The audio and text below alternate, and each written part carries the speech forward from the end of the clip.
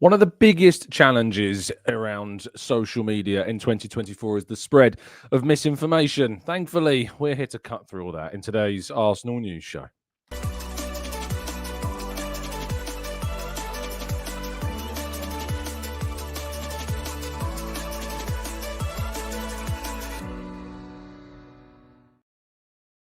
Hello and welcome to the Gooner Talk, back again with you guys and girls for another episode of what is the Arsenal News Show, joining you every single morning at 8 a.m. UK time. Thank you, as always, for joining me and making this a part of your morning routines. It is incredibly appreciated. I hope you've had a fantastic week, and well done for making it to Friday. It's not been a great week for everyone, I'm sure. I understand that, and I've heard some honest thoughts from a lot of you in the chat books this week. And international breaks, not only themselves, can be pretty dull, but of course things going on in our personal lives as well. But good morning, and thank you so much, as always, for tuning in and joining me. And I hope indeed that you are in yourselves doing good and well. Good morning to those in the chat box. San Marino says, Matt G, what an achievement. You know, there are something that international breaks can do really well, and that is, of course, produce moments like that. San Marino beating Liechtenstein yesterday, 1-0. An amazing achievement for such a small nation with such a long, genuinely long footballing history of just trying, of being the ultimate underdog. What an amazing story. Black Shine, good morning to you, to Tom, to Temi, Loga, NSW, Brad, good morning to you, Clincy, Ryan, we've got Martin, we've got Amira, Jimmy in the chat box, Matt G, Rowan, we've got Stephen, we've got Diane, we've got Louis and Jitty, and plenty more of you guys and girls as well. Thank you, as always, for tuning in. I'm going to start this show a little bit selfishly this morning before I go into the news, because I'm a 90s baby, but I grew up mainly with, you know, my own music conscious, if you like, in the 2000s. And as you know, I'm a massive drum and bass fan. But before I entered the world of drum and bass, there was one band that really did kind of stick to me, and that was really kind of the one thing I really did listen to, and that was Linkin Park. So to see that news come out yesterday that Linkin Park are indeed returning, I don't know how I seemed to miss it until this morning, but to see that news drop yesterday genuinely was genuinely I got a little bit emotional about that. And during international breaks, you need sometimes that detachment from football.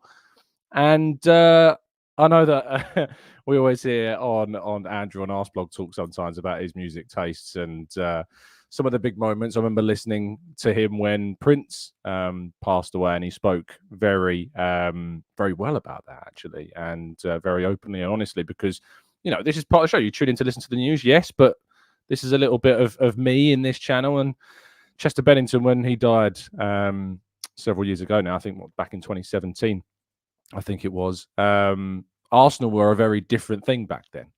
But Linkin Park were always what did kind of was sticking in my headphones on the way to Arsenal games.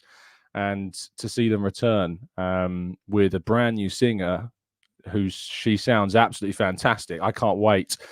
So maybe even get to go see him in this month. They're playing in London, so I'm looking forward to that. Maybe be able to get tickets if I'm lucky. But anyway, I wanted to just share that with you because I had excitement this morning and I just couldn't keep it in me. So there you go.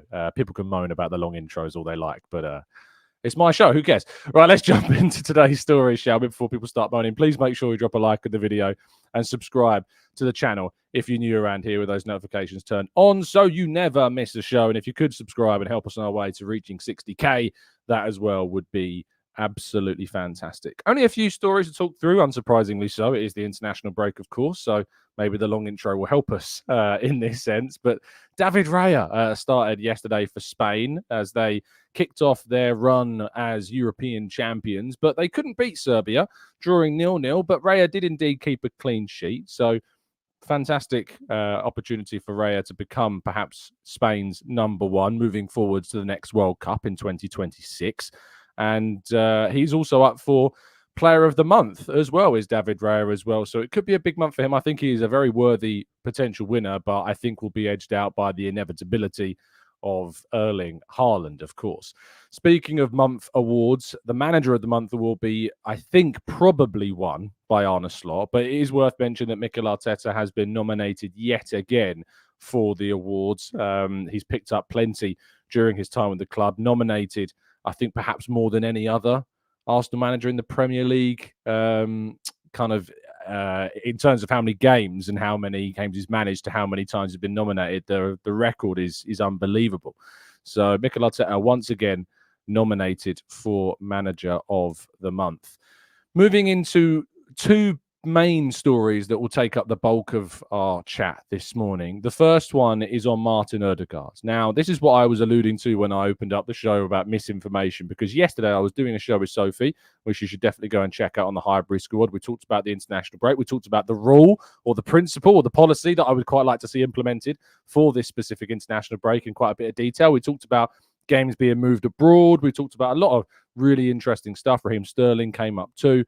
So if you haven't yet, go over to the Highbury Squads. Make sure you're subscribed, of course, as well, and support Soph over there. They've got some really great shows and stuff coming out. They've got a dedicated African-based show, which sounds really exciting, with one of the best soundtracks that I've ever heard on an Arsenal-themed show. So make sure you go and check out Sophie's stuff over there, because she's doing some brilliant things.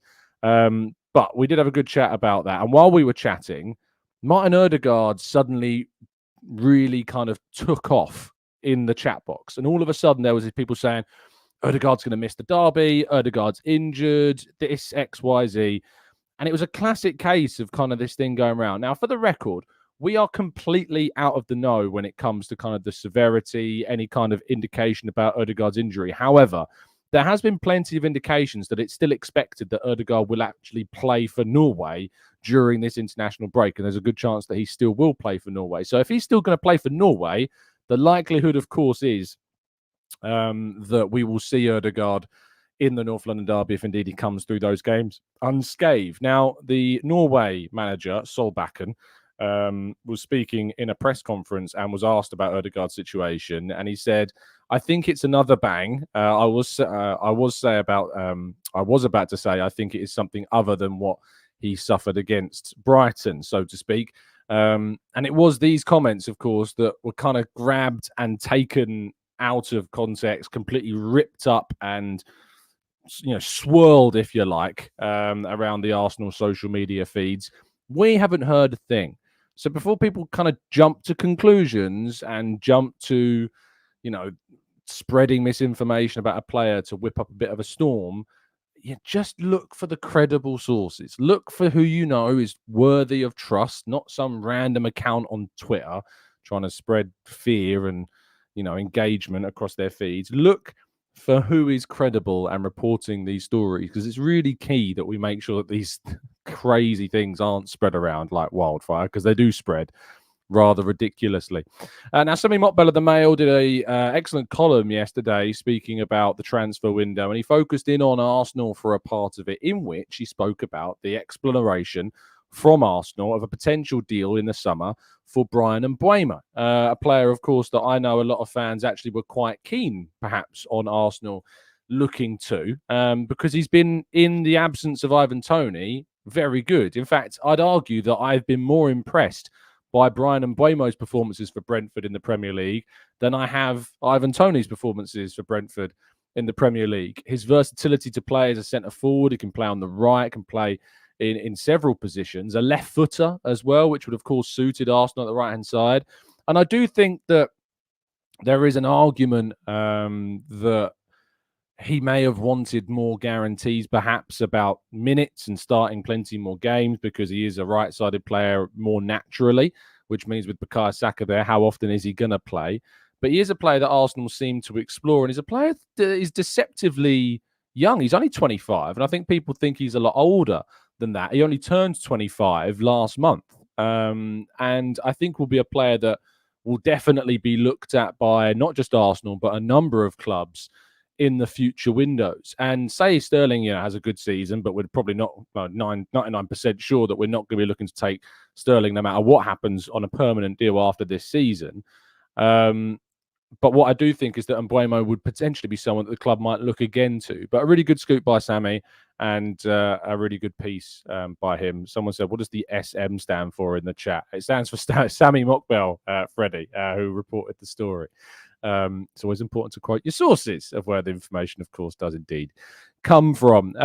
But yeah, I think they would be a really good signing for Arsenal in terms of depth in their attack, because there aren't too many wide players that maybe would be willing to be a competitive option to Saka. And I always thought it was going to be a player that could play in multiple areas, and that, of course, would be would be Mbeumo, who can play as a centre forward. So I'm a little bit maybe disappointed that we didn't end up going for him, but he clearly, I think, has his sights set on staying with Brentford for this season and seeing what happens in 2025.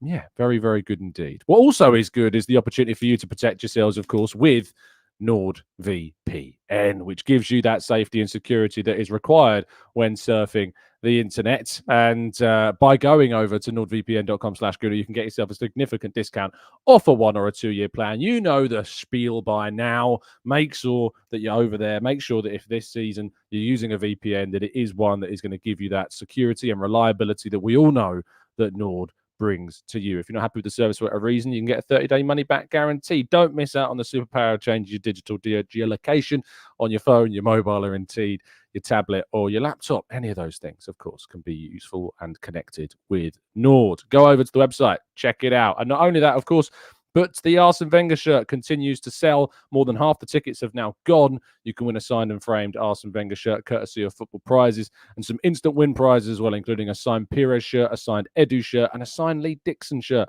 All available just by entering the competition. You enter yourselves into those competitions as well. Plenty of chances to win some fantastic stuff. Right, let's go to part 2 and your questions right after this.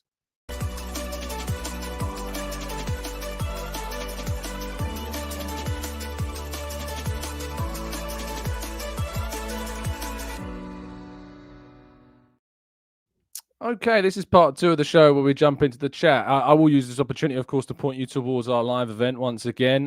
We have seen more sales, and I can tell you that there are around a third of tickets now left for our live event. They have been going like hotcakes, and I'm very humbled by that, matter of fact, of course, because it's amazing to see the support and the community continuing to be shown. The live event, of course, taking place in the Old Queen's Head on the 20th of February. Next year, a Thursday evening. I hope that you're available to come join us. Join me and a panel full of familiar faces. We're going to shake things up once again, but I can guarantee you, unless he changes his plans, of course, that my right-hand man, Mr. Harry Simeon, will, of course, be joining me once again, along with 3 others, we hope, too. So looking forward to it. Really can't wait for that. And, yeah, it's certainly something that I am really, really, indeed looking forward to seeing. Right. Shall we jump into the chat and tackle some of your questions? Major Lee says, hey, Tom, it's my first time tuning into your live show. Much love from Vancouver. You're always on my Spotify to listen whenever I get to work. Thank you, Lee.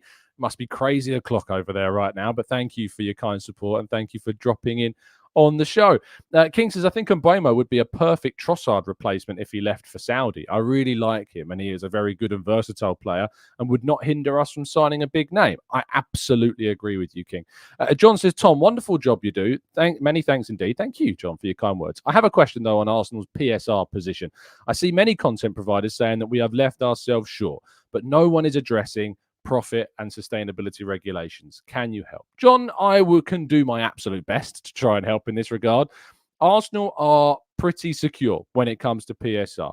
There was pressure last year, and that's why obviously you saw Arsenal do the loan deal with David Raya, and that's why you saw that deal confirmed at the start of July as well. There was a bit of a delay with that deal being made permanent, and that's because Arsenal waited until that kind of slot ticked over until the next phase of PSR. Arsenal have decided, it's not been forced upon them because of those pressures. It is a decision that the club have made themselves in this particular window, to my understanding, and that has been reported by several other credible sources, including my colleague Kai Karnak at Football London as well, that Arsenal's approach to this market was indeed a sustainable one. That they recognise that this particular transfer window, for all of their wants and desires in the forward line and in midfield, that it was not one. And if you remember, if you were listening to this show way back in April, May, June time, we predicted well ahead of the transfer window that it wasn't going to be one that obviously presented us with the candidates we thought Arsenal should go for, or that the club were going to go for. Remember previous years, it was obvious they wanted Rice. It was obvious they wanted Gabriel Jesus. It was obvious they wanted Ben White. There was real obviousness about Arsenal's targets going into those windows well ahead of those signings happening. But we didn't hear about Calafiori till I think right at the end, maybe after the Euros. We certainly didn't hear about Mikel Arteta until well after the Euros. And of course, Raheem Sterling's name came up on deadline day, really, perhaps the day before. And because of all of that, and because of all of those things, all of that combines to showcase why Arsenal took the sustainable approach this window, so that next January or next summer, when we hope that the window will be far more beneficial to teams that want to do major business, Arsenal have positioned themselves very, very well. Now, Manchester City have also done very good work at positioning themselves. It's worth pointing out next summer as well. They've big sale of Julian Alvarez. They've only spent money on Savinho and bought in Gooner as well. Liverpool, of course, haven't really done much business either. The top three teams are going to be looking to, I think, spend big next summer. I think you'll see Arsenal, Liverpool, and City all spending very big in 2025. And I think that's because of all of their combined approaches to being more sustainably driven during a window which did not offer too much at all. Just before I move on, Akmal gifted a membership. I don't know who got it. Make yourself known to me in the chat box, but Akmal being very generous indeed and donating a TGT membership into the chat. It's done completely randomly, I believe. I don't know 100% how it works or how YouTube decides it, but thank you, Akmal, for your kind generosity. Let us know who it was who ended up getting it. Temmie's like, I did. And I'm like, no, you didn't, Temmie. I can tell because you're not a member at the moment. Angela says, who is your number 9 for the North London derby if Jesus is still injured and Kai plays left 8? Both likely scenarios. You've got two choices. You can either go Trossard with Martinelli on the left, or you can go Trossard on the left and Sterling through the middle. So there is two choices, Angela. I think I'd lean probably towards Trossard and Martinelli just because we've not yet seen... Throwing Sterling into his first game here might not be too advisable. But there is an argument that Trossard indeed needs to come off the bench to make a bigger impact in games. So maybe we should start Sterling through the middle and then Trossard on the left or Martinelli on the left and bring Trossard off the bench. So there are options for us.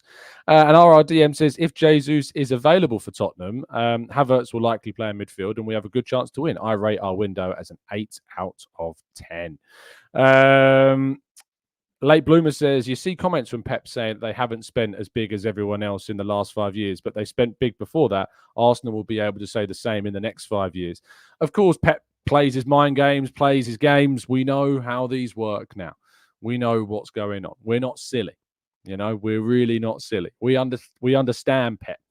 And you're absolutely right to point out that if you look at the amount of money spent since Pep came in compared to now, it is far more than anyone else. They built a foundation of success way earlier. They've been winning leagues from well beyond just 5 years ago.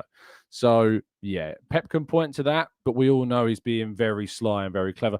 I just wish in those press conferences when he answers back in that matter that someone actually said to him, but you have spent more since you arrived than anyone else, other than Chelsea, I would assume, so who aren't in the race. But in terms of Liverpool and Arsenal, when you look at how much City have spent since Pep arrived compared to how much Arsenal have spent, City have spent more, considerably more. So I think it's like 300 odd million more. So it's worth pointing that out.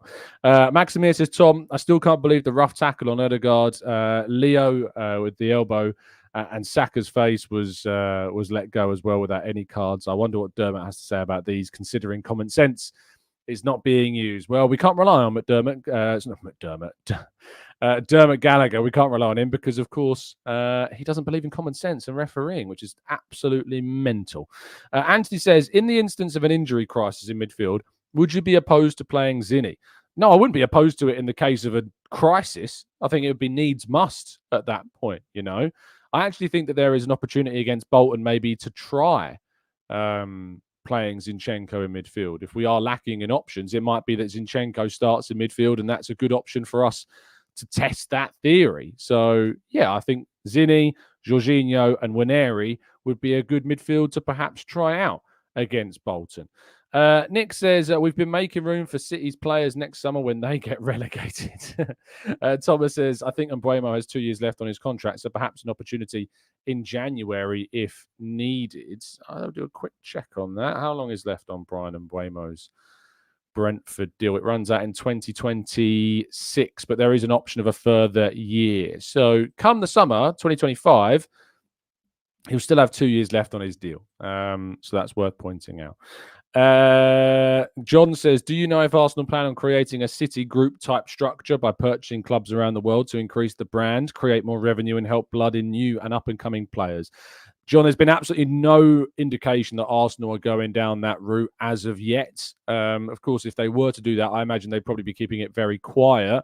But there's been no indication. I've certainly heard nothing. And I have been talking about multi-club models and Arsenal for several years. For those that have been listening to the channel for quite some time, they'll know that I've been talking about the multi-club model and the fact that I think that Arsenal should definitely be looking into that as a potential option. So it's important to, I think, point that out. Ajmal says, how does PSR actually work? On one hand, we had to loan Raya and then make it permanent. And the following year, on the other hand, teams like Chelsea are spending 800 million since 2022. Yeah, obviously it's to do with profit and losses. So effectively, profit and sustainability runs on a 3-year rolling situation. Other than when COVID happened, then it changed, it spread. And it was made easier for clubs to make losses over a longer period of time because, of course, what the impact of the pandemic was on football. So let's say it's a rolling period. So it'll be 22, 23, 24, and then it'll be 23, 24, 25, and then it'll be 24, 25, 26, like a 3-year rolling period. And you're, as a club, not supposed to make a loss, an operating loss of more than £105 million, around that figure, to my knowledge. Now, what Chelsea have obviously done is they've been quite shrewd at times with their sales. They have been selling infrastructure to themselves, allegedly, at least on paper. That's what it looks like. So Chelsea, I think what will happen with Chelsea is that further down the line, things may emerge that see them struggle with these regulations. But for now, we're just going to have to sit patiently, Ajmal. But that's a crash course and a very kind of vague look at how PSR does work. It's really hard for us to work it out specifically without having all the information, of course. Matt says, as much as we like to laugh at Chelsea, they have 150 players. Some are actually really good. Are you worried about them if they click into gear? Of course we laugh about them. And of course there is the threat that they could become quite good. So far, that's not happened. So far, we can only look at what's on face value. But you should always be aware that they've had success with Cole Palmer, but they ironically have had success with other players that they've then let go. Conor Gallagher, I thought, was probably their second best player behind Cole Palmer, and they've sold him. So when they're continuing to make strange decisions like that, I'm not going to fall into the trap of feeling too worried about them at the moment. Vanaju says, if Islington Council says no to a stadium expansion, if KSC wanted to build our own version of the Ram Stadium, but it meant leaving the borough, would you do it if it increased the capacity, revenue, and events? Absolutely not, no. Maximilian says, Tom, have you heard Chelsea were cleared of any charges by the FA for selling their hotel to themselves? The loophole has, however, now been closed. Well, there you go. Maximilian is delivering us the story there.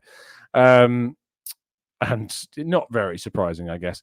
Nick says, does PSR have an impact on building stadiums? I think it could, potentially. I'm not 100% sure, Nick. I'm not a financial expert. It's worth pointing that out always when discussing these things. But it's to do with operating losses and profits and stuff. And obviously, maybe there's a difference there. Obviously, Everton have just built a new stadium, which they're looking to move into next season, maybe in the Championship. Rather hilariously, if that indeed does happen. So a lot of pressure on Everton, of course, to stay up this year, and they're not doing a good job at that so far. So we will wait and see. They've so far conceded 10 goals and lost all 3 matches. Damien says the £105 million loss figure seems to have stayed the same for many years. Do you think this number should increase, bearing in mind the costs of clubs going up? I think it would be naive to keep it the same and a flat rate continuously. Of course, how the economics of the nation and of course the sport changes, yes, it should change, and there should be decisions made to adjust it based upon the economic landscape. Ike again says, feel like at this stage of the process we should be going for world-class players. How do we expect to compete with City? Do you know that we have the second most Ballon d'Or nominations of any other team in the entire world? The only team that has more world-class players in it, arguably, that has more Ballon d'Or nominated players, is Real Madrid. They're the only team. We're joint currently with Manchester City with 4 nominations. And I'd argue, and by the way, those 4 nominations do not include Ben White, Gabriel, David Raya. players who I personally look at and believe have reached a level where they could be described as world-class level talents.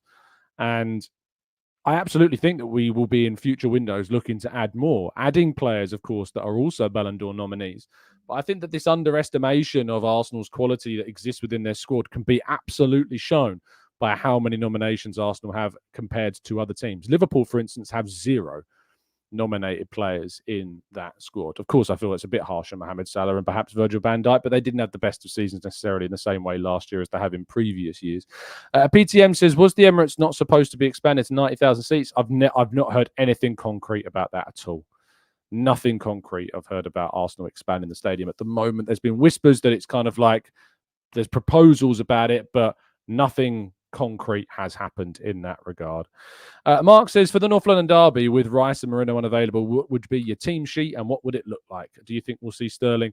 I think Havertz and Odegaard and Partey would be my midfield. At the moment, I'm leaning more towards Trossard, Martinelli, and Saka as the front three, and then Timber, Gabriel, White, and Saliba with Raya in goal. Nick says, does a nomination cement the players as world class? No, I don't think so. No, I don't think it necessarily. I don't think it, categorizes you as such as world class. But what it does do, of course, is it highlights a overall feeling that you are among one of, if not, you're among the best players in the world. So there's a good argument if you're being nominated for the Ballon d'Or, you're considered the top 30 players in the world. Would you say the top 30 players in the world right now are all world class? You could potentially argue that case, but you could also say that the Ballon d'Or is about the performances over a single year more so than over a number of years, which might be your own definition of what world class is. I think to be described as world class, you need to be among the top 5 players in the world for your position. I think that'd probably be a fair way of constituting what world class is. But also, I think there is a definition perhaps above world class, because I think world class is a bit vague, and we've talked about this before. I think I would consider a level of being elite. I think the elite level is perhaps something that I'd consider above world class. So this is reserved for players like Rodri, players like Erling Haaland, previously players like Messi and Ronaldo, of course.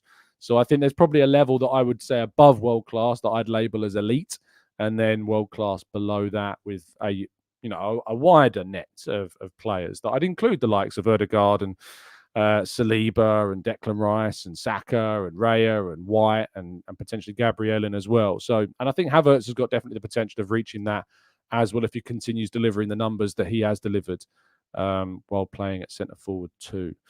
Mars Cannon says, I'm 20 minutes behind. Didn't Linkin Park lead singer pass away? Yes, he did. Chester Bennington passed away very sadly in 2017, and they have now returned with a new singer.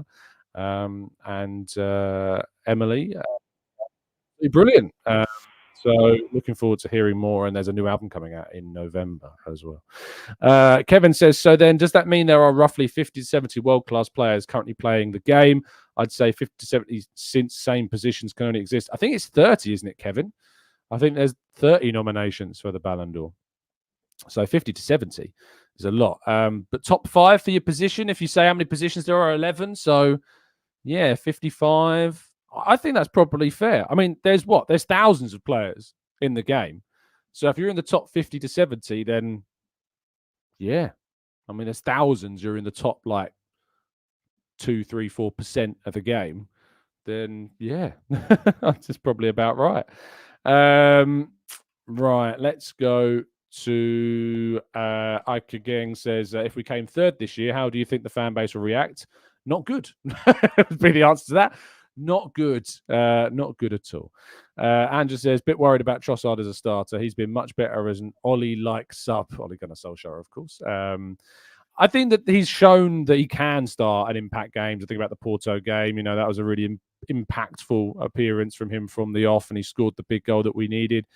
But yes, you're absolutely right that he does produce. He tends, I would say, on the whole, his better performances, there are more of them coming from the bench than perhaps when he is starting. Kev says, just when I thought I couldn't love this podcast anymore, Tom is a Linkin Park fan too. Respect. Indeed. I'm a drum and bass man at heart, but I grew up with Linkin Park. So it's hard not to be excited about what that might mean.